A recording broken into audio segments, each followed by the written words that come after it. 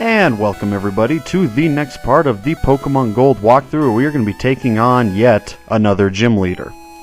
First thing, before we head on to the gym leader, going through route number 6 here, you don't fight any trainers unless you own the crystal version, which you have 2 trainers to face, and you cannot take the underground path because it's currently blocked out because there's something going on with the power plant, so you just go straight to Saffron City, collect a couple items, and go against the gym leader.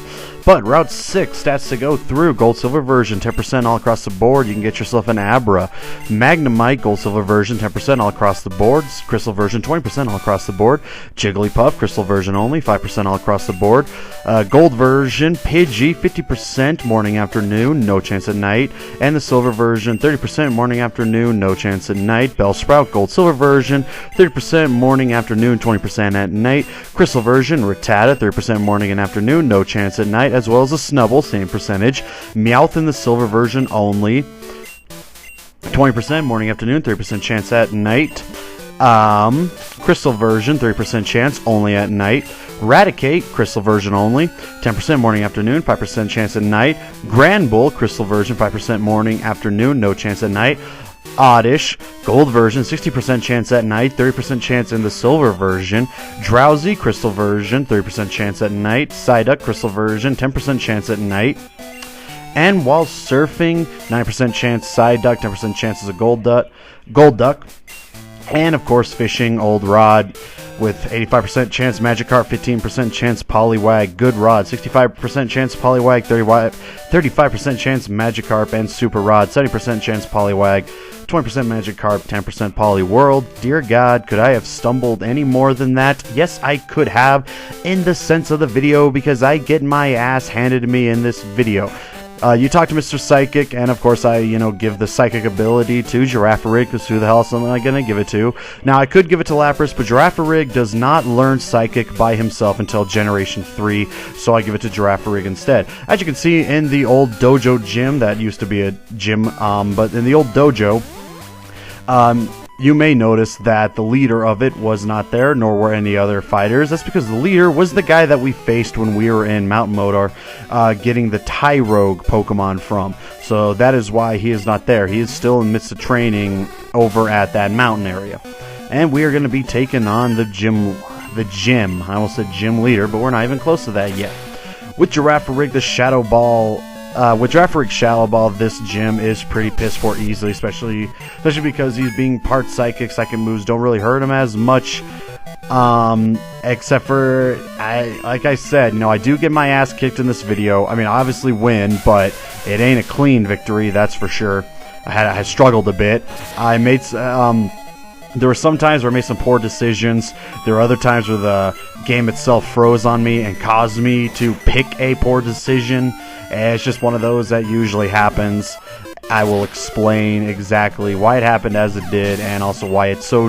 Because in the test walkthrough, I ran through this gym, including Sabrina, like it was nothing. And then Sabrina kind of came back and showed me what was up, because, again, of a few, mispicked decisions as far as moves and Pokemon to throw out. A couple mispicks as far as my stupidity, and also as far as the computer kind of fucking me over by freezing like that.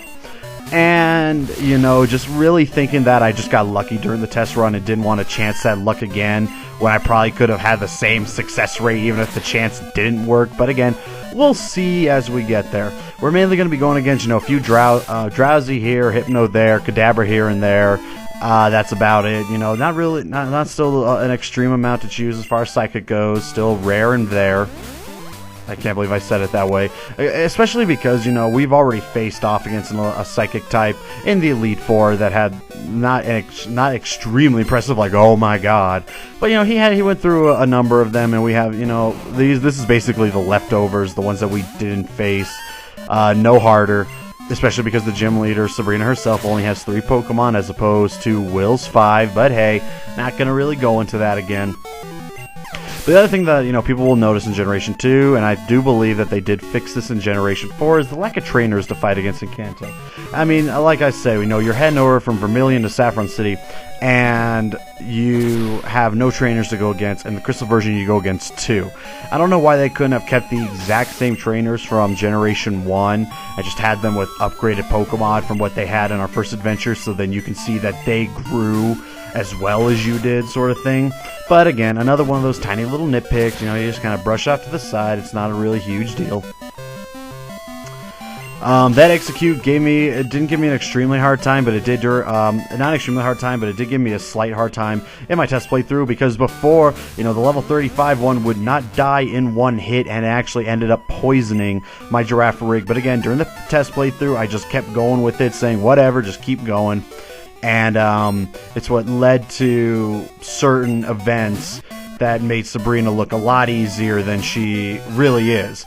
And you will see that, you know, she can be, you know, two Pokemon pretty easy, one of them slightly bit harder, and again, you just can't make stupid decision moves like I did. And it's as simple as that. Well, I can easily say one of my biggest stupid decisions is that, you know, Girafarig, he's not taking a huge beating, but, you know, he is getting hit. The amount of damage he takes, I don't heal it before going to Sabrina. I go in all willy-nilly with less health than I should have. Like right now, I pretty much went in with 25 less health than I should have. You know, I'm pretty sure having that, you know, looking back at it now, having that extra 25 health probably would have helped make the fight with her a little easier than it ended up being. Again, stupid decisions like that, as not making sure I'm fully healed before going against her, really comes back to get you. I do lose a number of Pokemon as far as feigning goes, but hey, this isn't a Nuzlocke challenge, so I can bring him back whenever the hell I want. And to keep myself from, because, you know, I mean, Girafarig, good. However, still a little bit behind compared to some of my other my other Pokemon. I'd much rather have Ampharos do a Thunder Punch than using Shadow Ball against the Slowbro. Simple as that. And no, I don't. Even after all these years, I still don't know my way around him as much. So I just go straight across from left to right or right to left, as opposed to what I'm already at. Bite me. If you're one of those people that's like, oh, you missed a chance to skip to her by doing this, I don't fucking care, okay?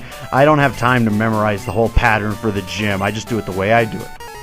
So here we go, ladies and gentlemen. Sabrina, 3 Pokemon, all psychic types. Let's get underway with the embarrassment. This whole match takes about 5 minutes because of my stupidity. But we start off with Espeon, level 46, Sand Attack, Quick Attack, Swift, and Psychic. Pretty good coming out. Because a lot higher level than Girafarig, gets the first hit. That's probably one of the biggest things that hits me the most, is the fact that a lot of her Pokemon go faster than mine. And that's, you know, when you get the first strike, you're usually in full control of it. You know, it has to take 2 Shadow Balls to take care of Espeon. That's 2 easy Psychic hits against me. And again, if I would have had that extra 25 health, it probably would have helped out a little bit more. But, you know, I'm down to 15, and after this one, I got to get rid of Girafarig to take on the other 2 without him. And if it got to a situation where I needed to, I would have healed him to full health and then brought him back out. But it seemed like I would have been okay. And here's where it kind of happens. Okay, Girafarig, in my test playthrough, fainted against Espeon because of the poison that he went through, and I just went right through it. So the Typhlosion that I'm throwing out was going against Espeon.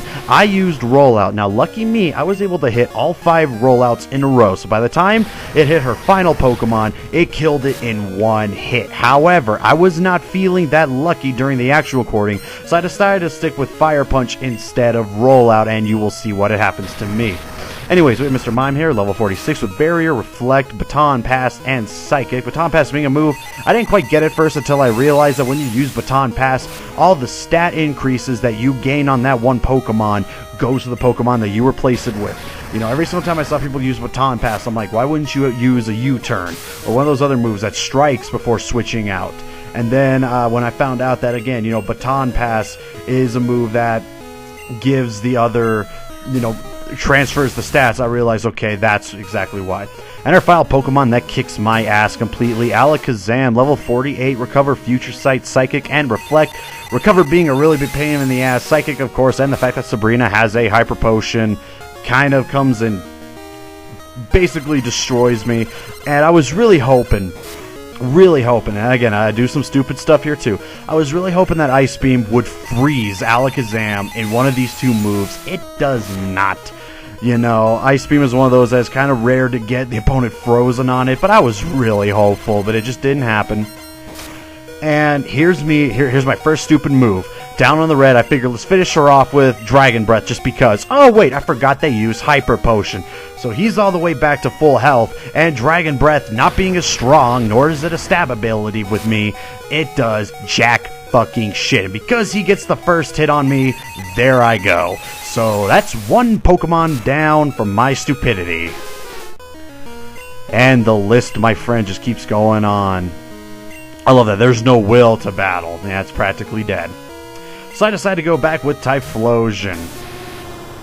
Low on health, and I figure now's a good time to test my luck with Rollout. Except for that Alakazam is faster, and guess what? The Rollout I used against him was at the fullest strength when I did it last.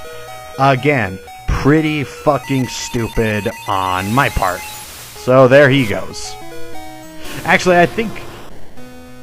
I know, like, I should have gone with either Ampharos or Quagsire next. But the thing that I messed up there, I wasn't thinking to use Rollout, or was I? No, okay. I was going to choose Ampharos. The computer froze and I got out Typhlosion. I figured, okay, I might as well try something. And I decided to go with Ampharos. Again, too slow. That's the biggest problem. Even with Ampharos, my first thing I should have done was Thunder Wave to slow Alakazam down. Didn't think of it. I thought, maybe Thunder Punch can paralyze him. It doesn't work. Luckily, I still have a full set of teams, so Quagsire comes in and Earthquake finishes him up. He uses Recover, which kind of had me sweating a little bit because I figured, oh god, what if I actually lose this battle? I'm going to get made fun of, because I'd show it. I get made fun of all across YouTube.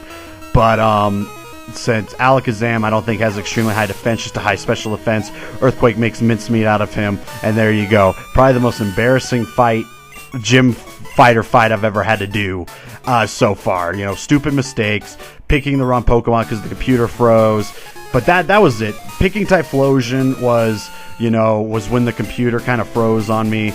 Every other one, the moves that I chose, they were all just stupid on me. Me not thinking straight, doing really stupid things. And that's what happens when you just don't really fully pay attention. Sometimes a trainer, a gym leader will just come right out and pretty much make mincemeat out of you. But that is it for this part, ladies and gentlemen. See you next time.